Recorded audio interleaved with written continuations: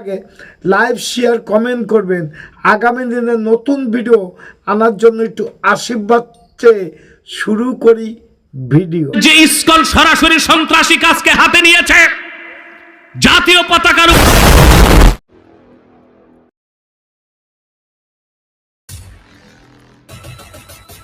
নমস্কার নমস্কার দাদা ভাইরা, আপনারা ভালো আছেন তো? আমি আজকে খুব ভালো, কারণ আমরা যে জিহাদি বলি সেটা অতি বাস্তব, সেটা প্রমাণ হয়ে যাবে আমার এই ভিডিওর মধ্যে। কারণ মুসলমানদের মধ্যে কারা জিহাদি আর কারা জিহাদি না একই মুসলমানদের, বাক্য দুই, আইন দুই, কথা দুই। তাহলে আপনারা আমাকে বলবেন তোমার এত মাথা ব্যথা কেন? অবশ্যই মাথা ব্যথা আছে। যাই হোক, গলার অবস্থা ভালো না, ক্ষমা করে দেবেন। আমার ছোট্ট একটা ইউটিউব চ্যানেল আছে, চ্যানেলটা don't care, Facebook page Krishna Krishna. যদি ভিডিওটা ভালো লাগে লাইভ শেয়ার কমেন্ট করবেন। আগামী দিনে নতুন ভিডিও আনার জন্য একটু আশীর্বাদ চেয়ে শুরু করি ভিডিও। যে ইসকন সরাসরি সন্ত্রাসী কাজকে হাতে নিয়েছে, জাতীয় পতাকার উপর তাদের ধর্মীয় গেরুয়া পতাকা উঠালো। বাংলাদেশের মানুষের অন্তর্বর্তী সরকারের কাছে দাবি হচ্ছে একটি সন্ত্রাসী সংগঠন হিসেবে ভারতের র কর্তৃক পরিচালিত ইসকনকে বাংলাদেশে নিষিদ্ধ করতে হবে। আজকে আবার হিন্দুদেরকে মাঠে নামিয়েছে ইসকনকে। হিজবুত তাহরির খেলাফত চায়, ওদের নিষিদ্ধ করা হয়েছে। মাদ্রাসা বন্ধ করা হয়, বিভিন্ন সংগঠনকে নিষিদ্ধ করা হয়। কিন্তু যে ইসকন সরাসরি সন্ত্রাসী কাজকে হাতে নিয়েছে, জাতীয় পতাকার উপর তাদের ধর্মীয় গেরুয়া পতাকা উঠালো। বাংলাদেশের মানুষের অন্তর্বর্তী সরকারের কাছে দাবি হচ্ছে একটি সন্ত্রাসী সংগঠন হিসেবে ভারতের র কর্তৃক পরিচালিত ইসকনকে বাংলাদেশে নিষিদ্ধ করতে হবে। জিহাদি কেন বলছে এই কথা? ওর বাপ দাদা 14 গোষ্ঠীর ক্ষমতা নেই ইসকনকে নিষিদ্ধ করবে। ওরে গান্ডুর বাচ্চা, ইসকনের থেকে অনেক সাহায্য তোরা পেয়েছিস। সেখানে দাঁড়িয়ে ইসকন হিন্দু, মুসলমান, বৌদ্ধ, খ্রিস্টান মানে না, জানিস না? আফগানিস্তানেও এই ইসকন থেকে গিয়ে তাদের পাশে দাঁড়িয়েছিল। তুই আহম্মকের মতন কথা বলিস না, তুই একটা জিহাদি, তোর ক্ষমতা নেই। দেখ, তুই যে কথাগুলো বলেছিস সেই কথার পরিপ্রেক্ষিতে আমি একটা কথা বলছি। ভারতবর্ষে ফুরফুরা শরীফ একটা মহা ইসলাম ধর্মের একটা এশিয়ার মধ্যে দ্বিতীয় স্থান। সেখানে সেই বাড়ির মহাপুরুষ এই মহাবাক্যগুলো তুই শোন। তোদের মতন জিহাদি না, আমরা ভারতে থাকলেও তোদের মতন জিহাদি না। শুনে রাখ কথাগুলো। সেটা হচ্ছে কোনো মতেই একটা শুষ্ক মস্তিষ্কের মানুষ ভালো বলতে পারে না। অবশ্য অলরেডি বাংলাদেশ এখানে হাই কমিশনারকে থ্রু ইন্টেরিয়াম সরকারের কাছে আমরা পাঠিয়েছি। আর 2-1 দিনের মধ্যে আমরা ফিজিক্যালি ওখানে যাচ্ছি। সংখ্যালঘুদের উপর অত্যাচার হচ্ছে বাংলাদেশে, হিন্দুরা সংখ্যালঘু ওখানে অত্যাচারের শিকার হচ্ছে। জানি না ইউএন কি করছে বাংলাদেশে। এটা হচ্ছে কোনো মতেই একটা শুষ্ক মস্তিষ্কের মানুষ ভালো বলতে পারে না। আমি বুঝতে পারছি চিন্ময় প্রভু সহ ওদের উপরে কি হচ্ছে। পুজো মণ্ডপে কোরআন রেখে একটা হিংসা চালানোর চেষ্টা করেছিল। সর্বপ্রথম বাংলাদেশের প্রধানমন্ত্রীকে আমি প্রতিবাদের চিঠি লিখেছিলাম।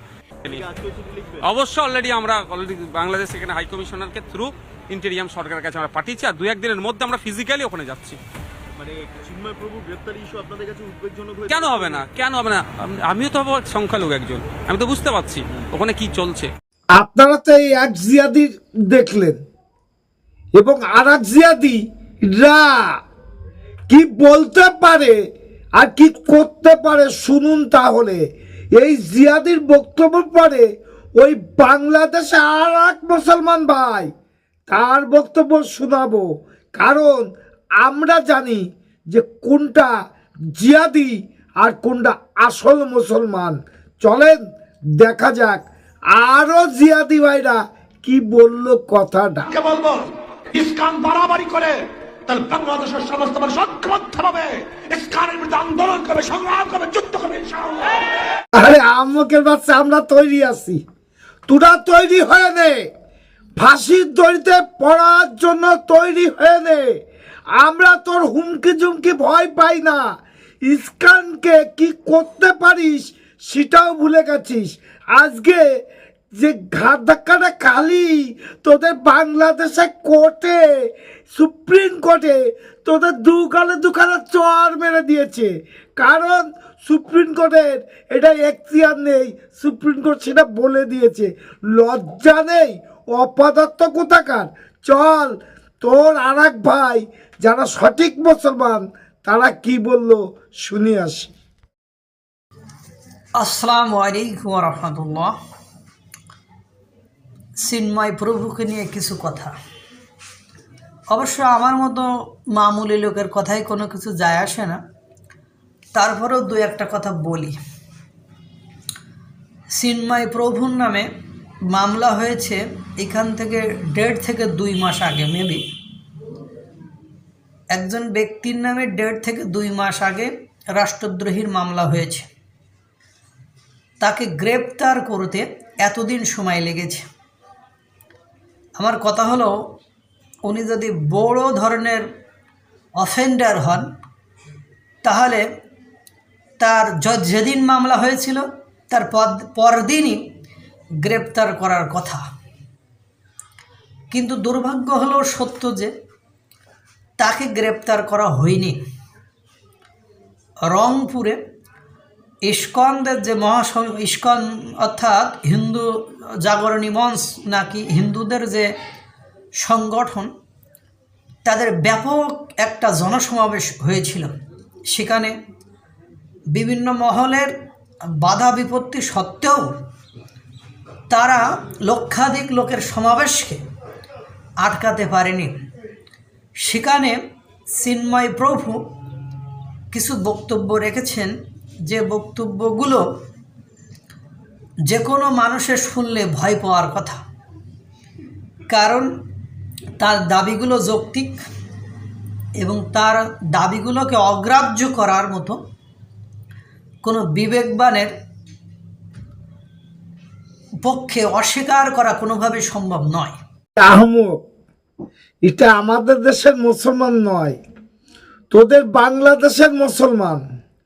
তোরা যে জিয়াদি, এই ভদ্রলোকের কথা শুনে, এই আমার মুসলমান ভাইয়ের কথা শুনে আমার মনে হলো যে মুসলমান শব্দর বাংলা উনি জানে এবং মুসলমান শব্দের আইন কারণ নিয়ম কারণ উনি জানে।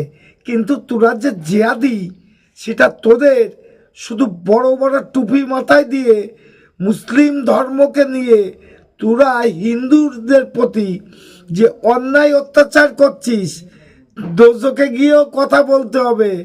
তোরা তো বেহেশতে যেতে পারবি না, দোজকেই যেতে হবে। সেখানে যে জ্বালা যন্ত্রণা বুঝতে পারবি তখন। সাবধান হয়ে যা, এই সমস্ত ভুংবাং কথাবার্তা বলবি না আর। কারণ আমরা সনাতনীরা, আমরা তোর এই ভুল কথার উত্তর দেওয়ার ক্ষমতা রাখি। তাহলে সাবধান হওয়া। আজকে তো দেখে নিলি সনাতনীরা কি করতে পারে, সেটা আগামী দিনে দেখিয়ে দেবে। যাই হোক, যদি ভিডিওটা ভালো লাগে লাইক শেয়ার কমেন্ট করবেন। আমার এই ভিডিওটা সত্যিকার মুসলমান যারা, তাদের আমার এই ভিডিওটা ভালো লাগবে। আর জিয়াদি মুসলমান আপনাকে দেখার দরকার নেই, সনাতন ভাইরা তো দেখবেনই, এটা আশা করতে পারি। সত্যিকার মুসলমান যারা, তারা ধর্মকে মানে, ইসলাম মানে, কিন্তু কোনো জিয়াদিকে মানে না। নমস্কার, টাটা। Madam, when sorry.